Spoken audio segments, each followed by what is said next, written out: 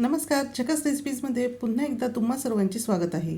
ढोकळा तर आपण नेहमीच बनवतो, पण आज आपण थोडासा आगळा वेगळा त्याचबरोबर पौष्टिक असा ढोकळा बनवणार आहोत आणि त्यामध्ये आपण सोडा अथवा दह्याचा वापर करणार नाही. चला मग आपण लगेचच पौष्टिक ढोकळा कसा बनवायचा ते बघूया. ढोकळा पौष्टिक होण्यासाठी इथे मी अर्धी जुडी पालकाची पाने घेतलेली आहे. साधारणतः ही 40 ते 50 एवढी पालकाची पाने आहेत. आपल्याला इथे फक्त पानांचाच वापर करायचा आहे. आता हा आपला ढोकळा छान असा चविष्ट व्हावा त्यासाठी मी यामध्ये 2 हिरव्या मिरच्या घातलेल्या आहे. त्याचबरोबर अगदी पाव इंच यामध्ये आलं घातलेलं आहे. हिरव्या मिरचीचं प्रमाण तुम्ही तुमच्या आवडीनुसार कमी अधिक करू शकतात. आणि आता आपल्याला हे सगळं पाणी न घालता छान असं बारीक होईपर्यंत दळून घ्यायचं आहे. तुम्ही बघू शकतात पालकाची छान अशी हिरवीगार पेस्ट इथे तयार झालेली आहे. आता आपण यामध्ये घालून घ्यायचे आहे 1.5 कप एवढे चणा डाळीचे म्हणजेच बेसन पीठ. त्याचबरोबर ढोकळा हा चिकट होऊ नये यासाठी आपण यामध्ये 2 टेबलस्पून बारीक रवा घालून घ्यायचा आहे. जाड रव्याचा वापर आपल्याला इथे करायचा नाही. त्यानंतर आता यामध्ये 2 टीस्पून एवढी आपण साखर घालणार आहोत. साखर घातल्यामुळे ढोकळ्याची चव ही बॅलन्स व्हायला मदत होते. त्याचबरोबर ढोकळा हा चविष्टसुद्धा होतो. त्यानंतर यामध्ये आपण चवीनुसार 1 टीस्पून एवढे मीठसुद्धा घालून घेतलेले आहे. त्यातच 2 टीस्पून एवढा लिंबाचा रस आपल्याला घालायचा आहे. आणि ज्या कपाने आपण चणा डाळीचे पीठ मोजले होते त्याच कपाने अर्धा कप एवढेच आपल्याला यामध्ये पाणी घालायचे आहे. आणि आता आपल्याला हे सर्व मिश्रण मिक्सरमधून फिरवून व्यवस्थित असे एकजीव करून घ्यायचे आहे. यामध्ये आता आपण रवा घातलेला होता त्यासाठी रवा हा फुलला जावा म्हणून आपण 5 ते 10 मिनिट हे मिश्रण बाजूला ठेवणार आहोत. आणि तुम्ही बघू शकतात की हे मिश्रण व्यवस्थित असे एकजीव झालेले आहे. तोपर्यंत आपण ढोकळ्याची काही पूर्वतयारी करणार आहोत. ढोकळा मी इथे केक टिनमध्ये बनवणार आहे. त्यासाठी केक टिनच्या आतल्या बाजूला मी तेल हे व्यवस्थित लावून घेणार आहे. केक टिनऐवजी इथे तुम्ही कुकरचा डबा किंवा एखादा स्टीलच्या डब्याचा सुद्धा वापर करू शकतात. आता आपला हा केक टिन तयार झालेला आहे. त्याचबरोबर ज्या भांड्यामध्ये आपल्याला ढोकळा हा वाफवायचा आहे त्या भांड्यामध्ये मी 1 ते 1.5 ग्लास पाणी घालून घेतलेले आहे. आणि आता आपल्याला हे पाणी व्यवस्थित असे गरम करून घ्यायचे आहे. पाणी लवकर गरम व्हावे यासाठी यावर मी ताट ठेवणार आहे. अशी ही ढोकळ्याची पूर्वतयारी झाल्यानंतर ढोकळ्याचे जे मिश्रण आपण तयार करून घेतलेले आहे तर ते एखाद्या भांड्यामध्ये काढून घ्यायचे आहे. इथे तुम्ही ढोकळ्याच्या मिश्रणाची कन्सिस्टन्सी बघू शकतात. त्यानंतर आता ह्या मिश्रणामध्ये 2 टीस्पून एवढे आपले रोजच्या वापरातले खाण्याचे तेल हे घालून घ्यायचे आहे. तेल घातल्यामुळे आपला हा ढोकळा खाताना अजिबात कोरडा हा लागत नाही. आता तेल आपण या मिश्रणामध्ये व्यवस्थित असे मिक्स करून घेणार आहोत. आपण यामध्ये सोड्याचा अथवा दह्याचा वापर करणार नाही तर त्याऐवजी आपण यामध्ये इनो घालणार आहोत. तर इनोचं 1 पॅकेट मी यामध्ये घालणार आहे.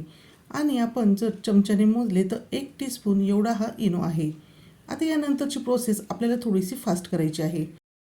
इनो घालून झाल्यानंतर साधारणतः अर्धा ते 1 मिनटं आपण हे मिश्रण व्यवस्थित असे फेटून घ्यायचे आहे. जेणेकरून यामध्ये जो इनो आपण घातलेला आहे तर तो ढोकळ्याच्या मिश्रणामध्ये व्यवस्थित असा मिक्स होईल आणि त्यामुळे आपला हा ढोकळा व्यवस्थित असा फुलेल. तुम्ही इथे बघू शकता ढोकळ्याच्या मिश्रणाचा रंग बदललेला आहे. त्याचबरोबर हे मिश्रण छान असे हलके फुलकेसुद्धा तयार झालेले आहे. लगेचच आपण तेल लावून ठेवलेल्या केकच्या टीनमध्ये हे ढोकळ्याचे मिश्रण घालून घेणार आहोत. ही प्रोसेस आपल्याला यासाठी फास्ट करायची आहे कारण की इनो ॲक्टिव्ह असतानाच जर आपण ढोकळा वाफवायला ठेवला तर तो छान असा सॉफ्ट आणि जाळीदार तयार होतो. आता सर्व मिश्रण आपण या भांड्यामध्ये काढून घेतलेले आहे. दुसऱ्या बाजूला पाणीसुद्धा उकळलेले आहे आणि आपल्याला असेच पाणी सॉफ्ट आणि मऊ ढोकळा होण्यासाठी आवश्यक आहे. गॅसची फ्लेम मी अगदी लो केलेली आहे कारण की पाण्याची वाफ ही हातावर येऊ नये. खाली मी एक स्टीलची रिंग ठेवलेली आहे आणि आपले ढोकळ्याचे मिश्रण घातलेला जो केक टिन आहे तर तो या भांड्यामध्ये मी ठेवून घेतलेला आहे. आता आपल्याला यावर झाकण ठेवायचे आहे. गॅसची फ्लेम मीडियम ठेवून आपल्याला 12 ते 15 मिनटं ह्या ढोकळ्याला वाफ काढून घ्यायची आहे. साधारणतः 12 मिनटं झालेली आहेत आणि आता मी हा ढोकळा उघडून पाहिलेला आहे. ढोकळा छान फुललेला आहे पण आपण सुरी टाकून हा ढोकळा शिजला का नाही हे चेक करणार आहोत. तर हलकेसे याला ढोकळ्याचे मिश्रण हे चिकटून आलेले आहे. त्यासाठी मी अजून हा ढोकळा 3 ते 4 मिनटे वाफवून घेणार आहे. बघू शकता दुसऱ्या बाजूने सुद्धा थोडेसे मिश्रण हे चिकटलेले आहे. पुन्हा आता आपण यावर झाकण ठेवायचे आहे आणि गॅसची फ्लेम मिडियम ठेवूनच 3 ते 4 मिनिट वाफवून घेणार आहोत. आणि त्यानंतर पुन्हा आपण हा ढोकळा व्यवस्थित अगदी आतपर्यंत शिजला का नाही हे सुद्धा चेक करून घेणार आहोत. त्यासाठी आता मी भांड्यावरचे झाकण काढलेले आहे आणि पुन्हा सुरीच्या साहाय्याने चेक करत आहे. तर आता सुरीला काहीच मिश्रण चिकटून आले नाही, म्हणजे समजावे आपला हा ढोकळा पूर्णपणे शिजलेला आहे. तर हा ढोकळा शिजण्यासाठी मला 15 मिनटे एवढा वेळ लागलेला आहे. आता हा केक टीन मी बाहेर काढून ठेवणार आहे आणि हा ढोकळा पूर्णपणे थंड होऊ देणार आहे. तोपर्यंत आपण इथे ढोकळ्यासाठी लागणारा तडका हा तयार करून घेऊयात. तडका पॅन घेतलेला आहे, त्यामध्ये मी 2 चमचे तेल घातलेलं आहे. त्यातच अर्धा चमचा मोहरी घालून घेतलेली आहे आणि मोहरी छान तडतडल्यानंतर त्यामध्ये स्वच्छ धुवून घेतलेली काही कढीपत्त्याची पाने आपल्याला घालून घ्यायची आहे. हिरवी मिरची मी अशी मधून कट केलेली आहे, तर 2 हिरव्या मिरच्या यामध्ये मी घालून घेतलेल्या आहे. हिरव्या मिरचीचे प्रमाण तुम्ही तुमच्या आवडीनुसार कमी अधिक हे करू शकतात. त्यामध्येच मी 1 चमचा एवढे सफेद तीळसुद्धा घालून घेणार आहे. आणि आता आपण हे तीळ छान असे तेलामध्ये तळले गेल्यानंतर गॅसची फ्लेम ही बंद करून घेणार आहोत. कारण तडका पॅन हा छोटा आहे आणि यामध्ये जर आपण लगेचच पाणी टाकले तर ते तडका पॅनच्या बाहेर येऊ शकते. आता यामध्ये मी अर्धा कप एवढे पाणी घालून घेतलेले आहे. जर तुम्ही मोठे भांडे इथे वापरणार असाल तर अशा वेळेस तुम्हाला गॅसची फ्लेम ही बंद करण्याची अजिबात आवश्यकता नाही. यामध्येच मी 1 चमचा एवढा लिंबाचा रस घालून घेतलेला आहे. त्याचबरोबर 2 टीस्पून एवढी मी इथे साखर घातलेली आहे. त्यानंतर यामध्येच आपल्याला चवीनुसार मीठसुद्धा घालून घ्यायचे आहे. आणि सर्वात शेवटी यामध्ये मी बारीक चिरून घेतलेली कोथिंबीर घातली आहे. आता आपल्याला या तडक्याला छान अशी उकळी काढून घ्यायची आहे, म्हणजे सर्व पदार्थ व्यवस्थित असे एकजीव होतील आणि आपला या ठिकाणी आंबट गोड तिखट असा तडका हा तयार झालेला आहे. तरीसुद्धा तुम्ही या तडक्याची चव घेऊन बघायची आहे आणि तुमच्या आवडीनुसार यामध्ये लिंबाचा रस, साखर आणि मिठाचे प्रमाण हे कमी जास्त करायचे आहे. आता तडकासुद्धा आपण पूर्णपणे थंड होऊ देणार आहोत. दुसऱ्या बाजूला आपण जो ढोकळा थंड करण्यासाठी ठेवलेला होता तोसुद्धा व्यवस्थित असा थंड झालेला आहे. तर सुरीच्या साहाय्याने मी याच्या सर्वात आधी कढाया सोडवून घेणार आहे, म्हणजे आपल्याला हा ढोकळा भांड्यातून काढणे हे अगदी सोपे जाईल.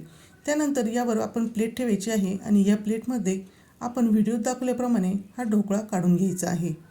ढोकळा हा वरच्या बाजूने थंड झालेला आहे, पण तुम्ही बघू शकतात खालच्या बाजूने अजूनसुद्धा हा ढोकळा गरमच आहे, कारण की त्यामधून वाफासुद्धा येत आहेत. अजून हा ढोकळा मी अगदी 4 ते 5 मिनटं थंड करून घेणार आहे. तोपर्यंत तुम्ही बघू शकतात अगदी सॉफ्ट आणि जाळीदार असा हा ढोकळा तयार झालेला आहे. त्याचबरोबर यामध्ये आपण पालक घातलेला होता, त्यामुळे या ढोकळ्याला अजूनच छान असा सुरेख रंग आलेला आहे. आता मी हा ढोकळा कट करून घेत आहे. ढोकळा कट करताना तुम्हाला इथे जाणवतच असेल की ढोकळा हा किती सॉफ्ट असा तयार झालेला आहे. तुम्ही हव्या त्या आकारामध्ये हा ढोकळा कट करू शकतात. बऱ्याच जणांना पालकाची भाजी खायला आवडत नाही, मग अशा वेळेस पालकापासून जर काही असेच वेगवेगळे पदार्थ जर तयार केले तर लहानांपासून मोठ्यांपर्यंत सर्वजण पालक हा अगदी आवडीने खाणार आहेत.